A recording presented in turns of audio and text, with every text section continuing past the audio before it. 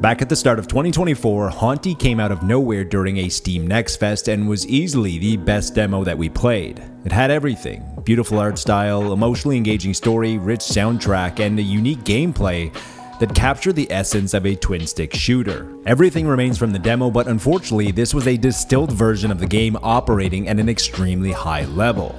The full game can't maintain the high bar with some pacing issues and frustration in between the excellence. Before jumping into the review, we just wanted to take a quick second to talk about our 2024 goals as an outlet, and you can help us reach our main goal, which is getting 15,000 subscribers. If you're unfamiliar, we're trying to take content creation to a more elevated and positive environment without toxicity. If you enjoy what we're doing, consider subscribing, liking the video, or sharing with a friend that you think might enjoy it. Any or all of these will make a very big difference in the algorithm. Hauntii is unique, which is a challenging task to accomplish nowadays. It's part mystery, part exploration, part puzzle, and part twin-stick shooter. The premise of Hauntii is alluring as you awaken as a ghost with no memory, and your journey is to remember. Trying to piece together history and relearning memories is done by collecting stars and building constellations, which unlock another chapter of your life that you get to relive. And this is where Hauntii shines. Hauntii has a very unique look with its line-drawn art style and two-tone color palette. The score itself often wades into Legend of Zelda territory with large orchestral moments, Pavlovian jingles when you solve a puzzle, and somber melodies. When you combine these elements with the twin-stick shooting where you need to haunt people and items to solve puzzles, there is a lot to like about Hauntii. Unfortunately, the strengths of Hauntii are truly held back from shining. For every pro, there is usually a con. Although the art style is gorgeous, it can sometimes cause gameplay issues with depth perception and losing track due to lack of color. The other major speed bump on the path to recapturing your memories is the slow process between trying to find stars and building constellations.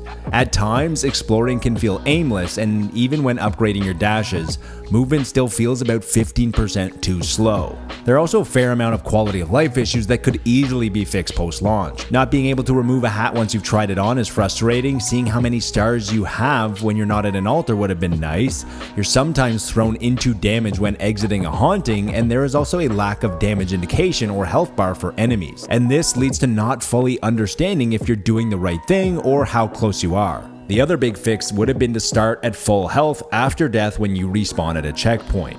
This is especially frustrating when you have to do the area multiple times due to low health. Experiencing a game that feels unique is an endangered species. The art style is refreshing, the score is near perfect, and the story was extremely touching. Unfortunately, there were some pacing and refinement issues that limited the emotional impact of the story and ultimately held Hauntii back from being the next must-play indie darling, which is what I expected after playing the demo. Hauntii is still a good and enjoyable game with an emotionally charged story, great score, and delightful visuals that is worth your time, and it will be exciting to see what Moonloop does next with their talents. Until next time, remember to be nice to your fellow gamer, but more importantly, be nice to your fellow human.